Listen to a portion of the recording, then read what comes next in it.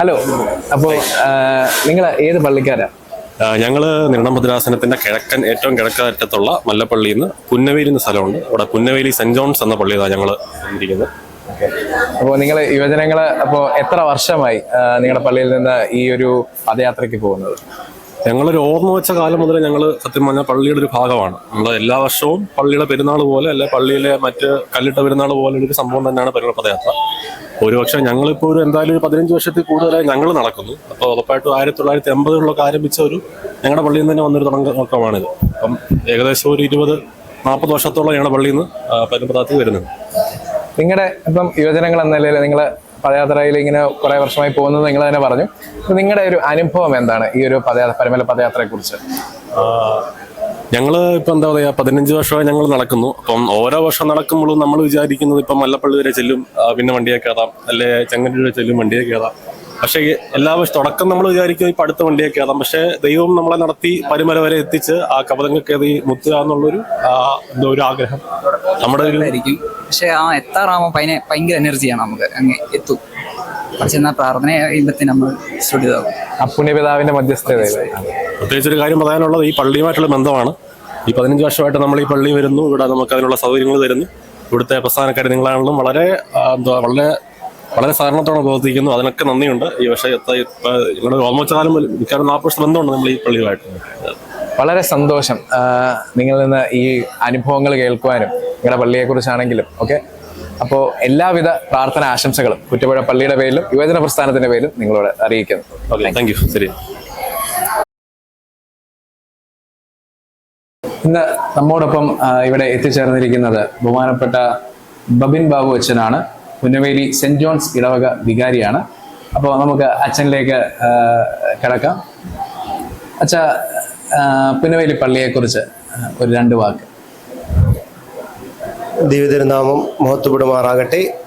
ആദ്യം എന്നെ തന്നെ ഒന്ന് പരിചയപ്പെടുത്താം. ഞാൻ നിർണം ഭദ്രാസനത്തിലെ പുന്നവേലി സെന്റ് ജോൺസ് ഇടവകയിലെ വികാരിയായി സേവനം അനുഷ്ഠിക്കുന്നു. പുന്നവേലി സെന്റ് ജോൺസ് ഇടവക എന്ന് പറയുന്നത് നിർണം ഭദ്രാസനത്തിൻ്റെ കിഴക്കേ അറ്റത്തെ മല്ലപ്പള്ളിയിൽ 11 പള്ളികളുണ്ട്. അതിനകത്ത് ഏറ്റവും അവസാനത്തെ പള്ളിയാണ് ഈ പുന്നവേലി സെന്റ് ജോൺസ് എന്ന് പറയുന്നത്. അതോടെ നിർണം ഭദ്രാസനത്തിൻ്റെ ദേവാലയങ്ങൾ അവിടെ തീരുകയാണ്. അവിടുന്ന് പിന്നെ കോട്ടയം ഭദ്രാസനം ആരംഭിക്കുകയാണ്. പുന്നവേലി സെന്റ് ജോൺസ് ഇടവക എന്ന് പറയുന്നത് ചെറിയൊരു ഇടവകയാണ്. 110 കുടുംബക്കാരാണ് അവിടെ ഉള്ളത്. അതിൽ ഭൂരിഭാഗം ആൾക്കാരും നല്ല ആത്മാർത്ഥമായി സഹകരിക്കുന്നവരാണ്.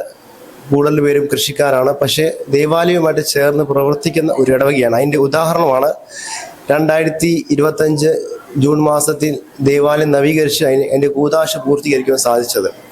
കാരണം 1 രൂപ പോലും കടമില്ലാതെ ആ ദേവാലയം പൂർത്തീകരിക്കുവാൻ സാധിച്ചതിൽ ദൈവത്തെ മഹത്വപ്പെടുത്തുകയാണ്. അതുകൂടാതെ അതിൽ നിന്ന് മിച്ചം വന്ന കുറച്ച് പൈസ കൊണ്ട് 2 ഭവനക്കാർക്ക് ചാരിറ്റി ചെയ്യാൻ പറ്റി. അതിൽ ദൈവത്തെ മഹത്വപ്പെടുത്തുന്നു. പിന്നെ 2025 അവിടുന്ന് പദയാത്ര ആരംഭിച്ച് കുറ്റപ്പുഴ മാർ ഗ്രിഗോറിയസ് ദേവാലയം നൽകിയ സ്വീകരണത്തെ നന്ദിയോട് ഓർക്കുന്നു. ഇത്രയും കനത്ത ചൂട് എന്ന നിലയിൽ പക്ഷേ അനേകം ആൾക്കാർ വരികയും ആ പിതാവിൻ്റെ മധ്യസ്ഥതയിൽ അഭയം പ്രാപിക്കുന്നതിൽ ദൈവത്തെ മഹത്വപ്പെടുത്തുകയാണ്. ഓക്കെ അച്ഛാ, അച്ഛൻ്റെ ഈ വർഷത്തെ ഈ പദയാത്ര അനുഭവം എന്താ? എൻ്റെ ഓർമ്മ ശരിയാണെങ്കിൽ ഞാൻ 8ാം ക്ലാസ് മുതലാണ് ഈ പദയാത്രയ്ക്ക് പോയിക്കൊണ്ടിരുന്നത്. സെമിനാരി പഠിച്ചു. അതിനുശേഷം 2018 പട്ടമേറ്റു. അന്ന് മുതൽ ഇന്ന് വരെ ഒരു പദയാത്ര പോലും മുടക്കിയിട്ടില്ല. കാരണം ദേവാലയമായിട്ട് ചേർന്ന് പോകാൻ സാധിക്കുന്നു. കഴിഞ്ഞ വർഷത്തെക്കാളും ഈ വർഷത്തെക്കുറിച്ച് പറയുകയാണെങ്കിൽ കനത്ത ചൂടാണ്. എന്നാൽ പോലും പരിശുദ്ധ പരമതിരുമേനിയുടെ മധ്യസ്ഥയിൽ അഭയം പ്രാപിച്ചുകൊണ്ട് അനേകം വിശ്വാസികൾ ഈ ചൂടും ഒക്കെ സഹിച്ച് ഇന്നും വരുന്നു. അതൊരു പിതാവിൻ്റെ അനുഗ്രഹമാണ്. ആ പിതാവിൽ നിന്ന് ലഭിച്ച അവർക്കൊരു നന്മയാണ്. അതിലുപരിയായി ഒരു കാര്യം പറയാനുള്ളത്, കാരണം അവിടെ വരുമ്പോൾ അവർക്ക് കിട്ടുന്ന ഒരു മനസ്സമാധാനം, സന്തോഷം, സംതൃപ്തി അത് എവിടെ പോയാലും നമുക്ക് കിട്ടത്തില്ല. അതിൻ്റെ ഒരു അനുഭവം എന്ന് പറയുന്നത് അവിടെ ചെന്ന് ആ കബറിങ്കിൽ നേർച്ച സമർപ്പിച്ച് അല്പനേരം അവിടെ നമുക്ക് ഇരിക്കുമ്പോഴാണ് ആ സമാധാനം നമുക്ക് കിട്ടുന്നത്. അതിലൂടെ ഓരോ വ്യക്തികൾക്ക് ഓരോ ആഗ്രഹങ്ങളാണ് നിറവേറുന്നത്. പക്ഷെ അത് വ്യക്തിപരമാണ്. പക്ഷെ അതിൽ നമുക്ക് ലഭിക്കുന്ന ഒരു അനുഗ്രഹം എന്ന് പറയുന്നത് പറഞ്ഞറിയിക്കാൻ പറ്റത്തില്ല. അപ്പം ഈ വർഷത്തെ ഒരു അനുഭവം എന്ന് പറയുന്നത് ഈ ചൂടത്ത് പോലും ഇത്രയും വിശ്വാസികൾ വന്നതിൽ ദൈവത്തെ ഞാൻ ഒരിക്കൽ കൂടി മഹത്വപ്പെടുത്തുകയാണ്. ഇനി മുന്നോട്ടുള്ള യാത്രയിലും ദൈവം സഹായം ചെയ്യും. അതോടൊപ്പം തന്നെ പിതാവിന് മധ്യസ്ഥത കാവലായിരിക്കും എന്ന് വിശ്വസിക്കുന്നു. പിന്നെ ഞങ്ങൾക്കുള്ളൊരു ചോദ്യം ഇതാണ്: യുവജനങ്ങൾക്കുള്ള പ്രധാന ആത്മീയ വെല്ലുവിളികൾ എന്താണ് അച്ഛൻ്റെ അഭിപ്രായത്തിൽ? ചോദ്യം കേൾക്കാൻ തന്നെ നല്ല സുഖമാണ്. ആത്മീയ വെല്ലുവിളികൾ.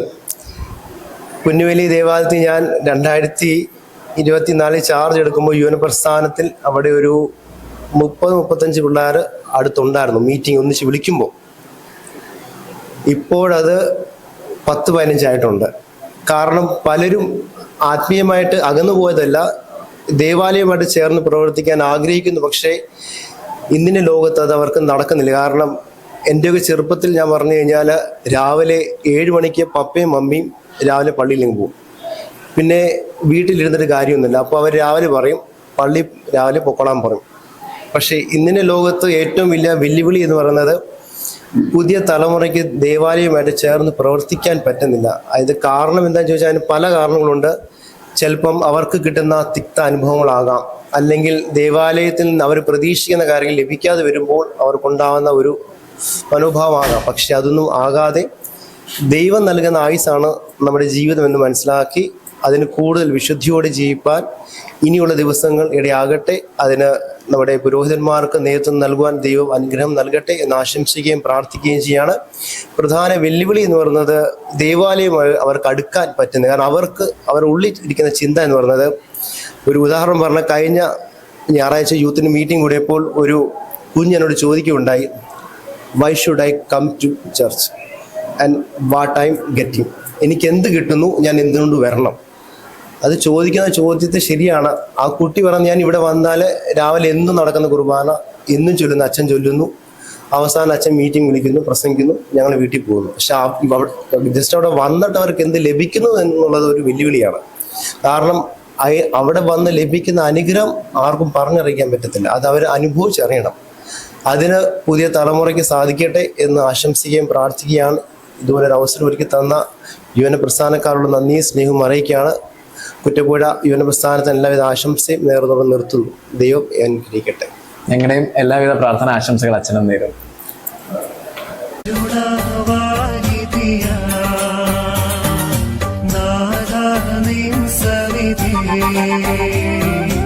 അണയും നീ